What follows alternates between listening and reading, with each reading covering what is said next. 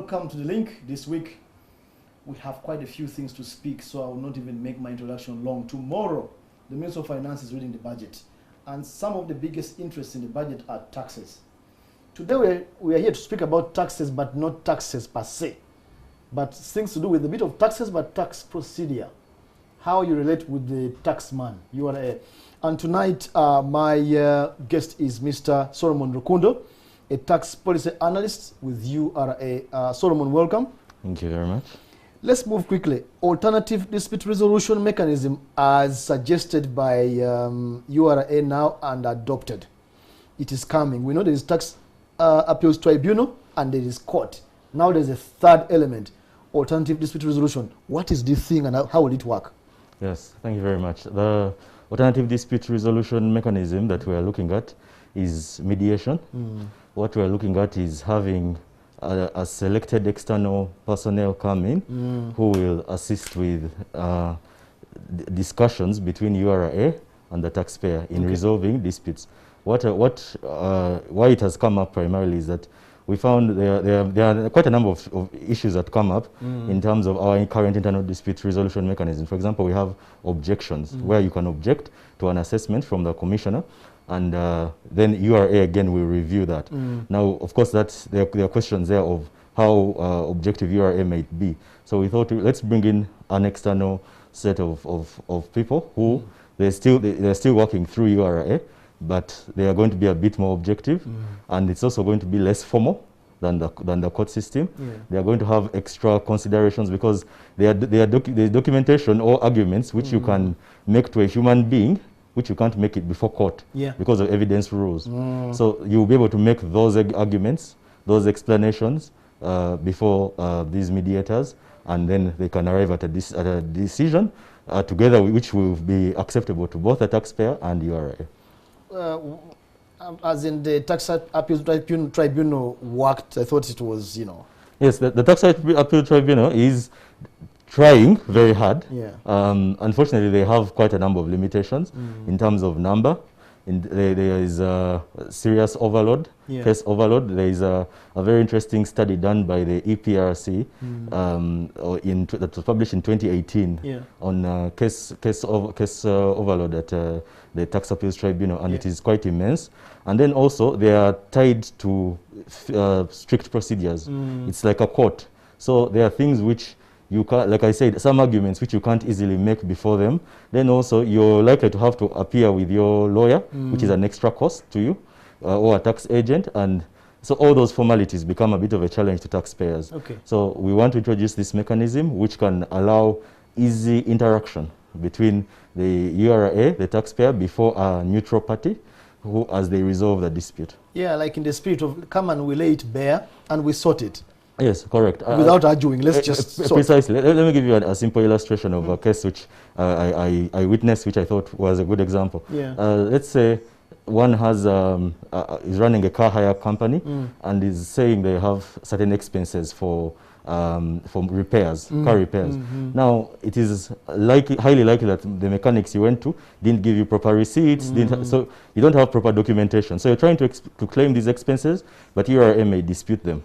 Now, you may not have proper documentation, a clear evidence of that. Now, you can't make that it's not a very strong case to go to court over. You can't go to TAT with that. But if you come through ADR, we can understand if the question now may be, are you claiming excess expenses that we really don't consider reasonable, or are they reasonable and just that you can't prove them? In which case, that's what I'm saying, on humanitarian, the human face will come out. Yes. Okay, very good. Looking forward to that, really. I know that now there is a new requirement, not new, but a requirement around having a TIN number to do business anywhere in Uganda. Yes. And I see it in the new, in the upcoming issues in the budget. Yes. How come? Yes. So this requirement has been existing in the Income Tax Act. We are transferring it to the Tax Procedures Code Act, and that is to give it more emphasis. So the requirement will be that municipal authorities, before they give you a business license or any other authority, be it a professional body, before you get a license, you are required to have a TIN. because you're going to engage in business. That license means you're going to engage in business, and so you need to have a TIN in order to pay taxes from the business. Okay. Yes. And since it's going to be a must, now that it's part of tax procedure, maybe even enforced, how I know you have plans to make getting a TIN easy. Yes. How easy is it going to become from what it is now? It's going to become much, much easier, and indeed has already become. Okay. If one goes to the URA portal and checks on the TIN registration module, you'll find previously you had an Excel sheet which you had to download, which I did my own TIN application myself in 2015. It took me 3 hours. And it was quite an experience, and it was rejected 3 times that time when I did it, and because I kept making errors in that Excel sheet. Even uploading it, you have to be guided. You have to be guided. Yeah. Now the process that's there is very simple. It remains a web document. All you have to do is have your NIN if you are an individual, or your business registration number if it's a company or any other form of business, and then you apply through that. The information will be verified in real time with NIRA and with URSB, and then we will process it. It will be much faster, definitely much faster. Currently, the period in which you're supposed to get a TIN when you apply is 3 days. We expect it to reduce by more than half when going forward. Okay, yes. Looking forward to that also. Yes. To make doing business easier. Now I saw something else in the upcoming budget document. Yes. Amendment for the period of self-assessment. Yes. Break that down. Amendment of the period allowed for self-assessment. Correct. So we are in a self-assessment regime. Yeah. That means the commissioner does not assess you unless you fail to assess yourself. You first assess yourself, look at your own, because you're the one who knows your own business. Yeah. You're the one who knows your circumstances best. You assess yourself and submit a return to the commissioner, explaining the position of your business, and whether you're in a position where you have to pay taxes or not pay, or you're in a loss position, and so on. So with the self-assessment regime, we had a 12-month as the period in which one year. Basically 1 year, yes. In which we usually, part of the reason why we refer to months is because some of the returns are monthly returns. I understand. Yeah, so it was a 1 year period, basically. However, URA could assess you within 3 years, meaning we could go back 3 years in carrying out an audit. Yeah. Ordinarily, regardless of whether we have any red flag. We can only go beyond 3 years. Allowed 3 years. Yes. Now we could only go beyond 3 years in case of fraud, if you've done actual fraud. But ordinarily, we go back just 3 years. Now, whereas you could amend your return if you've already filed a return. You could only amend it 1 year backwards to change the details. So whichever way you may find me wrong anyway, because you go 3 years and me yes, you only had 1 year, I see that and you were bound. While us we could go back 3 years. And also we had found we had begun using a mechanism of, because it's called we use voluntary compliance primarily, and there's a system called cooperative compliance where together with the taxpayer we try to work out a means of compliance, and one of those means is through what we call a tax health check, where URA writes the taxpayer when we detect an issue arises in your return, instead of coming down heavy on you, we give you a chance of voluntary compliance. Sort yourself. We write to you and say we've seen an issue. Please review your returns and correct them. Now, we were giving those tax health checks going back 3 years because we can assess back 3 years. But the taxpayer was restricted only to 1 year, which was not fair to the taxpayer, because what would happen, the taxpayer would check back 3 years and find issues, but they're not allowed to correct that. And instead, they're going to get an assessment from us. And if we're the ones assessing, an assessment tends to look bad to the taxpayer, because it's as if you were not compliant, you were totally non-compliant, and we had to come by force. Okay. So we are allowing you 3 years to rectify, to go back 3 years and rectify any errors you may have made in the return. To match what URA might be doing. Exactly. Okay, very good. There's something else also. VAT refund. If I buy from somebody who is IFRIS registered, I can claim VAT beginning 1st July.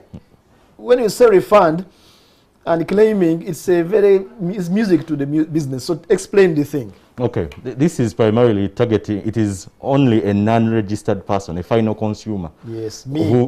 Me, ordinary, not businesses, ordinary people who are final consumers, who are making those who are purchasing items. Now, The idea is if you purchase items or services valued at 5 million or more within 30 days, a 30-day period, then you can get back 5% of the tax that you paid on that 5 million. So 5% of the VAT that was paid. A rough estimation would be of if you bought goods worth 5 million, then your VAT would probably be about 900,000, and 5% of that is going to be about 45,000. Okay. Which will come back to you. So the idea is that you will want it to support IFRIS so that the final consumers can want to receive IFRIS invoices. So they will ask these suppliers of goods and services for the IFRIS invoice so that they can be encouraged to use IFRIS. I mean, if I'm getting at 45, that's 10 million is 90,000 and it keeps on going up. Now, help me, Solomon, here. Okay, the supermarket has given me back that receipt. Yes. How do I get the money? What we want is to have a simple, because we understand it's the final consumer who is not, because the no ordinary VAT refund process is a bit difficult. It usually involves an audit and to verify. But because this will be purely IFRIS, we'll have all the invoices, we'll have all the information. So all you have to do, we're going to have a very simplified form of application. You just submit it online. Give us the bank account details, where the money you want the money to go, and no further questions asked. We're going to send the money in my bank? Yes, yes. Not taxed. Not.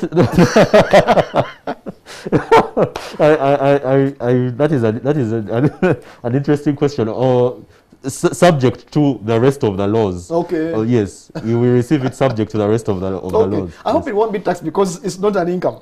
No, I will come to that. Okay. No worries, Solomon. That was the link. Viewers, you had, everybody's going to talk about taxes for the budget. Here we're talking about things which you ought to know, but you may not know. If you are a bit lost with what we're saying, go back and review this discussion. It's going to be uploaded on YouTube tomorrow, so you can see it again. Or if you want issues you want me to find people to ask and bring them on the link, reach me on Twitter at Setsum, at SETT Sam. That was the link. Thank you for joining us tonight.